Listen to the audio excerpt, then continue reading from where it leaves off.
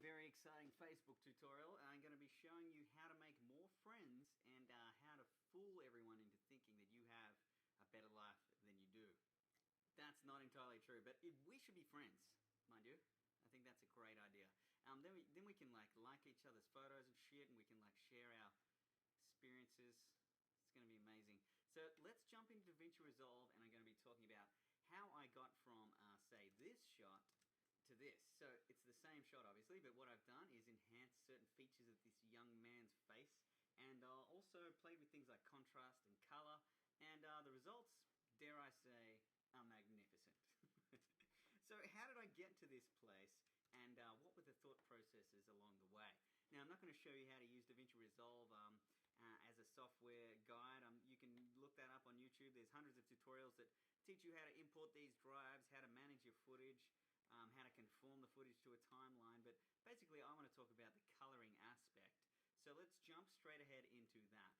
Now, here is the finished product. DaVinci Resolve works with nodes. Now, this might look like a very complicated... Now, this may seem like a very complex grade, but when you break it down, it's actually quite simple. Basically, all we're doing is we're saying, first step, let's balance the nodes. Second step, let's have a look at different aspects of the image that we want to adjust. Third step, let's have a look at the focus of the image and where we want our viewer to look. How do we enhance that? And then we have a final contrast node, and then just a final minor adjustment node. But I'm going to go through all of this stuff right now. So let's have a look at the original shot right here. Now, it was shot on red. I shot this with my Red Scarlet X, actually the very first film that I shot with my Red Scarlet X. And if we have a look at the clip properties here, you can see that we, by default, the way I shot this was with red color 3 Science and a gamma curve of red gamma 3. Now, what the hell do these things mean? Well, the color space is referring to red's interpretation of the color from the sensor. So when you press record, you're going to be recording or decoding the raw data into this specified color range, which Graham from Red has created and his team. Now, this is their best, most latest color science, which is red color 3. Now remember, these are starting points for our grade. The next thing is the gamma curve. Now, it's very important to understand what a gamma curve is, and it's important to understand why it's powerful to be able to adjust that. So when you're shooting raw, you have the ability to change this gamma curve. Basically, a gamma curve is designed to make the image look good straight out of the box. The gamma curve gives the flat-looking raw data contrast, saturation. It gives the image a much more pleasing look to start with. But because we're grading this image, I want to be in charge of that gamma curve. I want to be the one who creates that look. So it's ideal to actually shoot and record in a gamma curve that's much, much flatter than this. Because what this is doing is actually already crushing out detail. Even though it's quite a flat looking image, if we go to the decode using clip instead, and I change my gamma curve to red log film, look how much flatter it is again. That actually looks terrible, doesn't it? But the beauty is it's giving us more control because we are the masters of this color. We want to start from the very beginning. We don't want the camera to do virtually anything in terms of the aesthetics of the image other than give us the most information possible. So that's why people talk about shooting flat, and that's exactly what we've just done here. Thanks to the ability of RAW, we have changed our gamma curve to red log film. Now, I do suggest using red color 3. So here we have a good starting point, but what do we do creatively to make this shot really, really sing? Because if you compare these two shots, they're vastly, vastly different. So the first thing we do is we look at the contrast of the image. Is there a black point in this image? I don't think there is. It looks very washed out to me. There's no pure black in here. Now you might think under this little collar here, or maybe that black stripe there is pure black, but hold on a second, let's compare it to this black here. That's pure black. So we actually have no pure black. Now I'm just using these as a guide here, but what if we need to scientifically prove that we have no pure black? So let's right click on our image and go to show scopes. Now what we're going to do for the most of this tutorial is just be using the waveform monitor. So what I'm going to do is go to this top left-hand scope and click on this little rigid button, change that to waveform. And now if I click on 1-up, it'll just show me the waveform, which is slightly bigger too. We can enlarge that to give us even more definition, which is great. Now, we're talking about creating a black point, and if we look at the information that lies on this graph, 0 representing pure black and 1023 representing pure white, we can see that most of our image lies in the center. There is no pure black. There is no pure white. We need to expand our contrast. So what we're going to do that is jump over here to this little wheel, and we're going to play with our color wheels. Now, our three-way color corrector, our color wheels, are broken up into 3 sections. No surprise there. Each section, lift, gamma, gain, represents, basically, if you just put it in layman's terms, lift represents your shadows, gamma represents your midtones, and gain represents your highlights. So, shadows, mids, and highlights. Now, each wheel can play with the color of each portion of that image, so the color of the shadows, the color of the midtones, and the color of the highlights. But we also have this little slider down here which allows us to move those values around. Now, what we want to do first is grab our lift and slide it to the left and drop all of our information down to the bottom of the screen. So now you can see right here that we actually have a pure black point. And my guess is that this portion of the image, if we use this as a guide of our visual representation, if we overlaid this graph onto this image, it actually represents everything you see in proportion. In other words, if we jump across this much from left to right and jump across this much from left to right, you can see that there is a pure black point right here. So if we could overlay that on there, that would be cool to demonstrate that. But you understand what I'm saying, right? So now we have created a black point, but the only pure black in this image at this stage is this portion of his backpack strap and maybe a little bit over here on this portion of his backpack strap. But before we jump ahead and just agree that that's pure black, there's something that I need to mention about a cast in the shadows. Now, when you look at the waveform monitor, you can see that there are indeed colors, red, green, and blue, but there's also variations in color like purple or pink or white. Now, what does this mean? Well, it means that when these colors of light overlap each other, if they overlap at all exact equal proportions, the light actually turns white, which means this is a pure white or / grey neutral light shining through. So when all red and green blue channels match, they turn white. This is really important to understand because when you look at the shadows, you'll notice that they're actually blue and green, and the red is sitting much higher. So when you're balancing an image, first we want to create contrast, but we also want to keep note of the color cast that lies within those shadows. So how do we adjust that? Well, let's jump straight to our color wheel this time, and let's slide it around and just look what happens to those shadowy colors. What we want to really do, if we really wanted to balance out these shadows, is we want them to be white. So if we just slide them around a little bit, we're getting a much more balanced black. So now these shoulder straps are actually black. They're not just half black because the red channel wasn't actually touching black. They're actually pure black. But not all portions of our shadow is, but that's fine. So you can see over here that this portion of our shadow realm has red or magenta in it, but that's fine. So once you understand that, you're off to a very good start. The next thing we want to do is play with the highlights. Now, if you look at these highlights, you can see that there's a bit of green in our highlights. So once again, we want to correct that. So what I'm going to do is slide our highlight gain slider around. And once again, we want our highlights to all match and be pure white. So that's looking better. Now we have almost a pure white. It's got a little bit of yellow in there, but that's fine. It is sunlight, right? And this is actually referring to his hair here. This is referring to the sky over here. So what we've done now is we've balanced our shadows and we've balanced our blacks, but we still need to increase the brightness of our highlights because if we look at 1023, which represents pure white, we have no pure white in this scene. So let's just quickly have a look at the image and ask yourself, should it have a pure white portion of the image? And indeed it should. I mean, look at this highlight in the back left corner here. That is the sky and it's completely blown out. So yes, that should be pure white in terms of the first node when bouncing this image. So we've done that. What we need to do now is just bring it right up. And as we've brought it up, we've actually increased colors in red. So we need to balance that out a little bit. So just once again,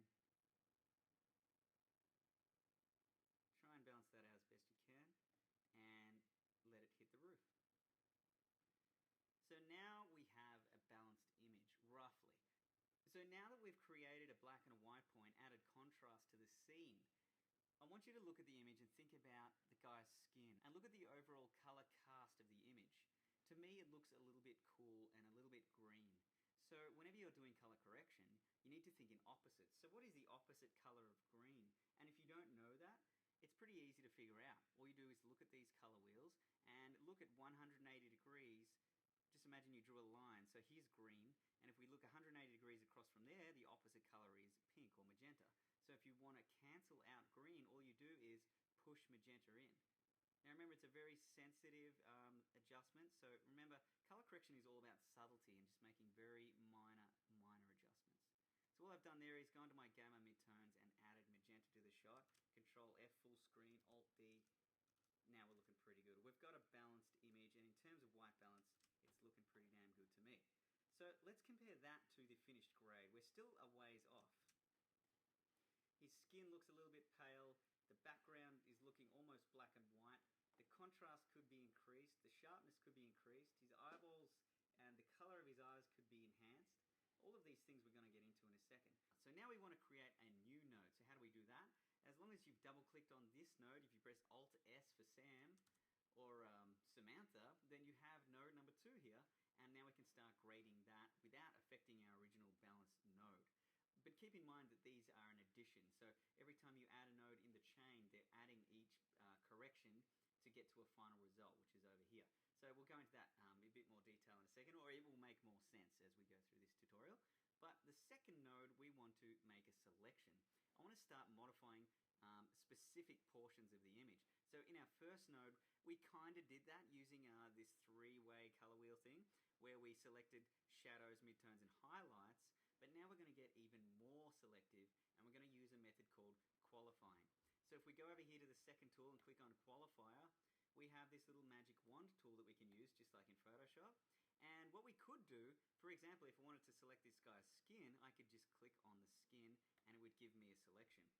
But I want to teach you the ins and outs of this qualifier because it really pays down the track when you're making more difficult selections. So let's turn off that magic wand tool for a second and have a look at the image and ask yourself 3 questions. What color is this guy's skin? How saturated is the skin? And how bright or dark is the skin? So whenever you're trying to select something, you just need to ask yourself those 3 questions. And let's have a look at the image right now. So at the moment, the qualifier has not been set up to specify any range. It's just selecting the whole range.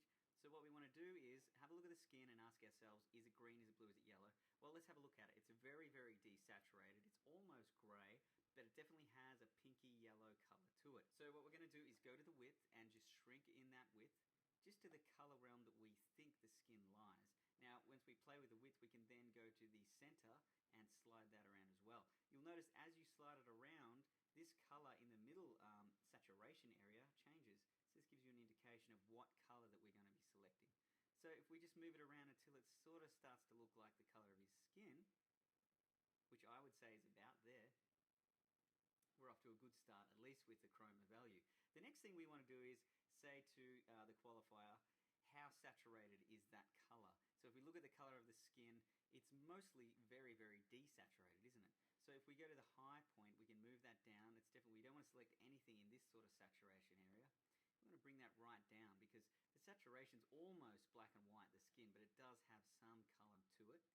So that's looking pretty good. The next thing we're going to look at is the brightness of the skin. So how bright is it? Is it in these shadow areas? Is it in these highlight areas? I'm going to suggest that it's sort of around this area here. So if we just grab that low point and drag that up, and grab this high point and drag that down, let's see how close we got. So if we turn on the highlight area by pressing this magic wand, we can see, bam, I've done a pretty good job of actually selecting that skin. Now, it still needs refining, but we actually haven't softened any of the edges of these selections. And we did that all just by asking those 3 logical questions. It's very, very powerful to understand what's happening behind the scenes instead of just clicking the magic wand and clicking on your image. So we've got to a pretty good place, but notice we're also selecting these darker areas of the image. So what we can do is go to our low part of the luminance and bring that up, and the higher we go, the less of that darkness we're going to select. So that's looking pretty good too. So now we have a rough selection, which is looking pretty good. But you'll notice the edges of my selection are quite harsh. There's no softness at all. So what we can do is start to introduce different colors or subtract them. So I can shrink the width of my color range because I know I don't want to select anything green, but you can see here that my selection is actually including some green. So I could move the center of that over to the left, and now you can see I got rid of that green grass.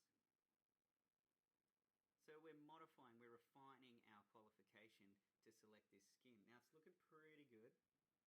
I want to try and do a little bit better and not include that hair up there. So if we look at our brightness value, maybe the brightness can bring down, but not too much, because then we're going to start losing highlights on his skin. This is where you have to be gentle. So now that we've got our rough selection, what we can do is actually soften the edges of these selections, and that's what these low soft, high soft things actually mean. So if we can soften the edge of the high area, you can see now we're getting a much nicer selection, sort of just getting the skin. The next thing we could do is actually soften the whole mask itself. Now we go to this blur radius here, and we can just increase that. And as you can see, if we go to 100, it's blurred it quite considerably. And that's looking pretty good. If we press play, you can see that we've selected the skin and pretty much nothing else. That's a great place to start. Now, to help us refine that selection, I actually do want to include a little bit more of this shadow detail in here in my selection, because that is part of the skin. So what I might do is just lower the luminance values a little bit more. But now remember, we're starting to introduce portions of the image we don't want. So how do we fix that? So what we could do is, in combination with our qualifying, we can use a mask as well. So let's go to the mask or the window tab, and let's just click on this circle. And now you can see that our qualification still remains, but it's only focusing inside of this circle. So I'm just going to reshape this just to match. And you know what? That's looking pretty good. We don't have to worry about those shadow areas, although we do have a few here that we've got to be careful of. So this might be a case of actually not using a circle, but using this Bezier tool instead. So then we can just make a custom shape, like so.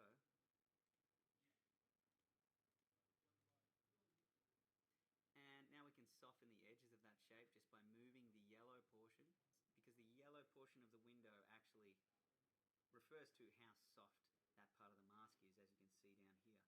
So the further away the yellow is to the green, that is how soft the selection is going to be. So we can just modify this. And now we have, pretty good selection. Watch out for the side of his neck there. So the other cool thing about DaVinci is, now that we've created this selection, we're not working in Photoshop. This is not a still image. This is a moving image. So we need this mask to actually stick to this part of the image. So how do we do that? Let's go to this little crosshair button here. And now if we just press play, it's going to analyze the scene and try and keep this mask stuck to this guy's face, which is awesome. But what I've found is, depending on the shot, if this guy's not moving towards or away from the camera, right? So we don't need to include a zoom analysis. So let's turn zoom off. And now if we just press play and just watch what happens, DaVinci will track the guy's face and usually do a very good job. So we might need to refine it a little bit, but if we just let that go, it's keyframing our mask for us, which is fantastic. So now we can just drag our cursor back to the point we pressed forward, and now we want to track in reverse. So let's press backwards from there. For this exercise, that should do us. Now, you'll notice that the mask doesn't actually perfectly track. So sometimes you might want to go in and make some little adjustments yourself. So for example, where his face sort of crosses, his cheek crosses the mask there, I might want to make a little adjustment to that and keyframe it myself. So what I'm going to do is go back to where it's not crossing, which is there. Make sure I've double clicked on node number 2, which is this node, the one we're working on. And then if we go to the keyframe down here, where it says number 2, if I press A for auto, enable that. Now all I have to do is just make one little adjustment to our mask, and you'll notice a keyframe automatically pops up. So what we can do now is expand that keyframe window just to help us, and we can zoom in a little bit too. And now what I'm going to do is just scrub through this until his chin crosses that, and I'm just going to keyframe it myself. And you could go through this whole clip and literally just keyframe everything just to a finite detail. But so now you'll see the mask animates according to my new keyframes.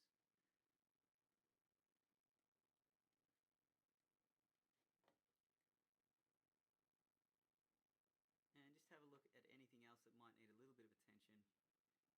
tracker didn't do the best job. It's looking pretty good. Excellent. So I've just had a beer and a latte pretty much at the same time. So now we're ready to change the color of this guy's skin. And the beauty is, because we've made an animated selection, let's just press Shift H to get rid of the highlighted portion. And we can turn off the mask literally just by going over here and just going none. Now we can actually just play with this dude's skin. Check it out. And the cool part is it animates no matter where he goes. So we have the power to create selections like that. It is a little bit fiddly when you first start, but once you get used to this, the 3 questions and playing around with keyframes, although I do hate DaVinci's keyframes, once you sort of get a grasp on that, this stuff becomes a lot quicker and, yeah, not so painful, maybe like the last 10 minutes was. So I'm sorry this tutorial is such a long and detailed one, but I really did want to put a lot into it, and since it's my first official, I guess, proper tutorial for DaVinci, I just did want to cover a lot. So next thing we're going to do is make another selection. I'm not actually going to modify the skin at this stage, I just know that it's there ready to play with. When I first started using DaVinci, I just logically thought if I wanted to make a new selection, I would just literally press Alt-S and create a new node. And then, for example, if I did want to select this guy's eyes, maybe I would just grab a mask and just quickly shrink that down, rotate it a little bit, and then grab my qualifier, use the magic wand, click on his eye, and, you know, adjust accordingly. And here we have his eyes, right? It's pretty bad and rough job we've done here, but you get the idea. So we've adjusted his eyes, and that should animate as long as we track that mask. But the point I'm trying to make here is that I've made a selection after the other selection. I've linked these 2 selections, but what is happening here in DaVinci is, like I said earlier, each node is an addition of the previous node. So this selection is gathering information based on what happened before it. Now the problem with that is, sometimes I want to create a selection within inside of that skin, and sometimes maybe my skin selection actually did select his eyeballs somewhat. So what if I wanted to make multiple selections on this guy's face, but not in succession with each other? Is that even a word? It is now. Well, there is a way to do it. So what I'm going to do is just delete that second one, and instead of making a new node after this skin node, I'm just going to go up to, make sure I double click on the skin, go up to nodes, and this time I'm going to go add parallel node. So now I have this sort of crazy looking setup which might look confusing, but it's actually pretty simple. We've got our original balance node here, and then we're going to have a group of nodes that all reference the original balanced node. So instead of creating a selection after this skin selection, I'm creating selections. Let's add another one. Node, add parallel node. I'm going to be able to create multiple selections that are all stemming from this original node. And that's a really powerful and useful technique. So let's go ahead and get started. I am going to go ahead and select this hair because I want to be able to have the option to play with the color of that hair. So I'm just going to double click on node 4, rename it, right click and change the label to hair. And once again, I'm going to go into my mask, and actually before you choose a mask, always just try and make a selection just with the qualifier. We're not going to go into the 3 question phase here. I'm just going to go automatic style, choose the magic wand and click on his hair. Just clicking around until you find something that gets most of the hair and nothing else. Now I want to increase the range of hair that it selects based on luminance, so I'm going to lower the shadow area so it starts coming in like so. So maybe to refine the edge of this, I could just increase the blur radius. And now we have a pretty good selection of his hair. It's not too bad. But what I might do is just lower it even more, because I really want to try and get that whole head of hair. But you'll notice it's starting to introduce his skin. So how do we get around that? Well, we can refine it by changing our color selection. Notice our color selection is in the red realm. But with the hair, there's actually no red in that hair, or virtually no red compared to the skin. So all we need to do is close the width of this and just shift it to the right, and hopefully we're starting to get a better selection, which we are. So we've done this without an animating mask, which is really, really cool. And we can expand the radius of our selection too, just slightly. And that's looking pretty damn good. So we could, just for the hell of it, get rid of these extra components that have been selected by using a mask, but this time it'll be a lot simpler. So I'll just use a window and use a round one this time. And we just sort of plonk it there. And once again, just go to the tracking palette, turn off the zoom for this particular shot, and now all we do is just press play and just analyze the frame, so it's going to do a very good job of that, I assume. And hell yeah, it is. So, once you've tracked that, just go back to the starting point where you started tracking, and you can just always go reverse as well and just track backwards. So just for the sake of this tutorial, I'll just use this sort of inner section here. Keeping in mind though that if your subject does walk off the frame, that's usually when the tracker stuffs up. So how do you combat that? Well, this is where you need to do your own specific keyframes. So for example, at the end here, the tracker would most likely stuff up and need a little bit of help. So what you would do is, you go to that end frame just before he walks off, and you need to double click on the layer that you want to keyframe, which is number 4. Go down to number 4, enable auto keyframes. Just move the mask slightly, and a keyframe should pop up down here. And then just scrub through the timeline until he walks off shot, and just drag your mask manually. So if we scrub through this now, you'll notice the mask is animated between those 2 points. And then you could go to the middle and just refine it a little bit. And just refine it again. And again. And there we go. So not only did we use the tracker to help track most of the shot, but in problem scenarios like that, you just need to enable auto keyframing and do it that way. So now that we have our hair tracked and our skin tracked, we're looking pretty good. Let's jump straight onto the next one, and this time I'm going to select his eyeballs. So I'm just going to zoom in here, and once again I'm just going to create a mask straight away and just shrink that down just so it's only just like a pair of sunnies, really, because we're going to use a qualifier to help us.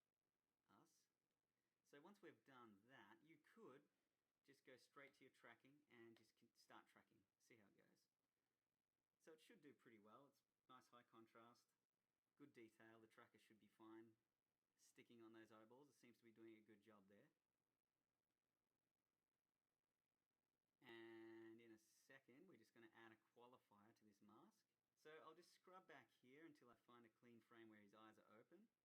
And now I'm going to go to the qualifier window, click the magic wand, and just click on one of his eyeballs. And just click around until it grabs most of what you're looking for. And then we may need to go in and refine it a little bit. And then we could just go into our mask and just shrink it down a little bit, because that tracking data will maintain. So that's looking not bad, not bad. So let's right click, change label, call it eyes.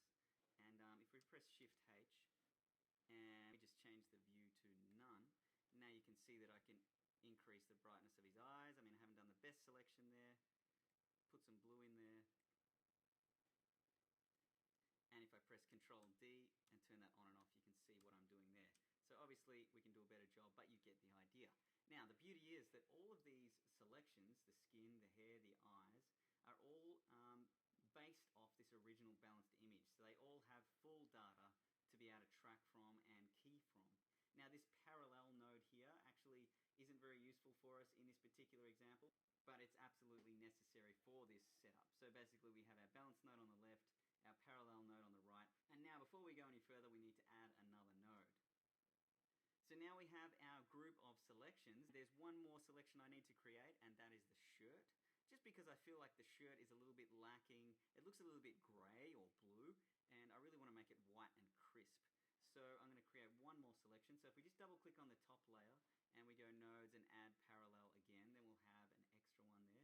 Right click on that and just call it shirt.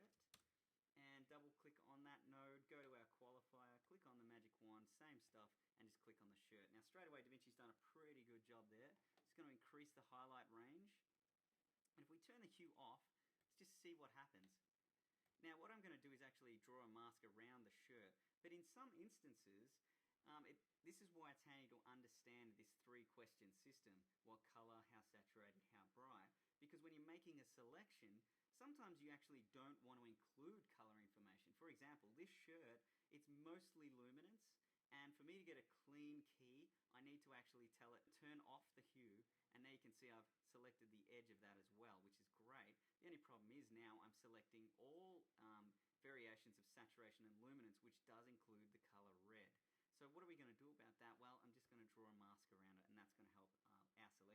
But I am going to just increase this high range all the way to the top.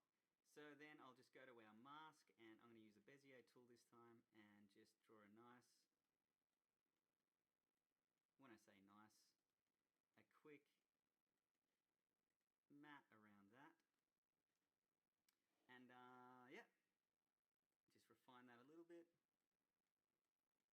And what I could do is just increase the blur radius. And you know what, I am going to reintroduce that hue and just try my best to not select the skin, but try and get as much of that shirt as I can and just soften it even more. So that's not too bad at all. So we just need to track that matte now, so I'll just press Analyze Forward, and DaVinci's going to do an amazing job of that. Little things like this is really what brings color correction to life. It's what don't you like about the shot? That's the first thing I do. I look at it after my balance. I'm like, yeah, the skin doesn't look so good. The hair could be different. The white shirt's not crisp enough. The eyes aren't bright enough. So if you look at things like that, think about what you want to change. It's just awesome to be able to actually go ahead and do that.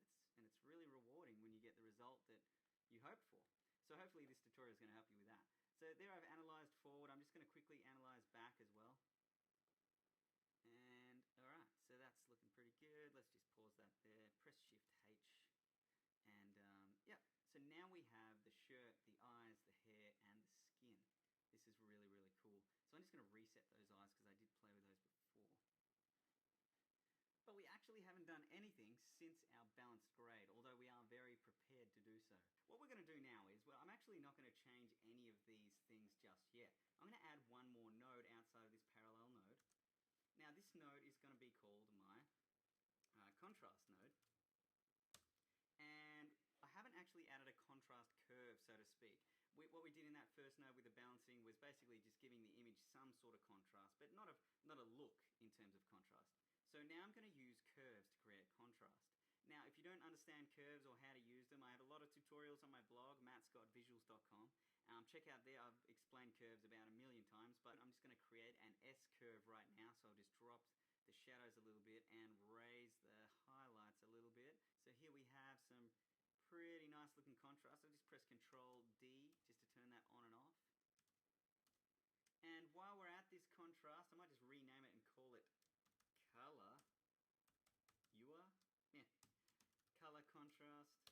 So it's both. And what I could also do is increase saturation by 10. So now the saturation's increased, the contrast is increased. If I just do Control D just to cancel that node, we can see the difference there. So I actually haven't changed any of these components yet. All I've done is balance the shot and added a contrast curve. So it's starting to look a lot better.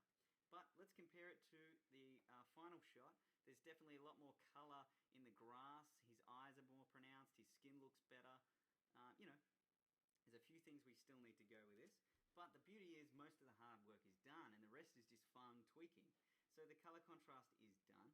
But now we're going to go back to the skin and we can just push in a little bit of warmth in there. Seeing as our highlights and mids can really create the look you want. And with the hair, I'm just going to add a little bit more yellow to the hair to make it look a bit more blonde.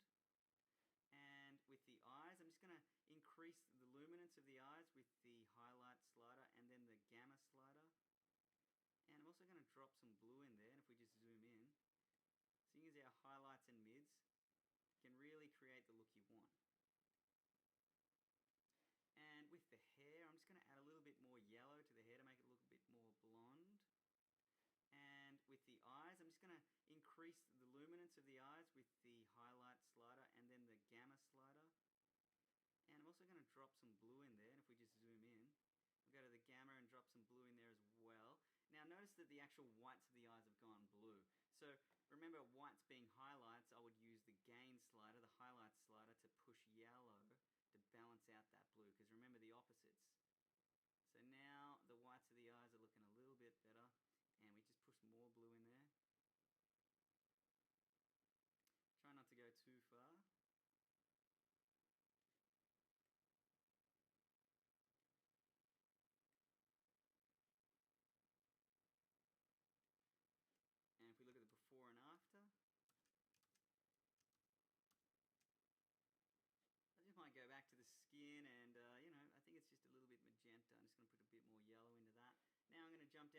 shirt, and I'm just going to increase the brightness of the shirt using the gain.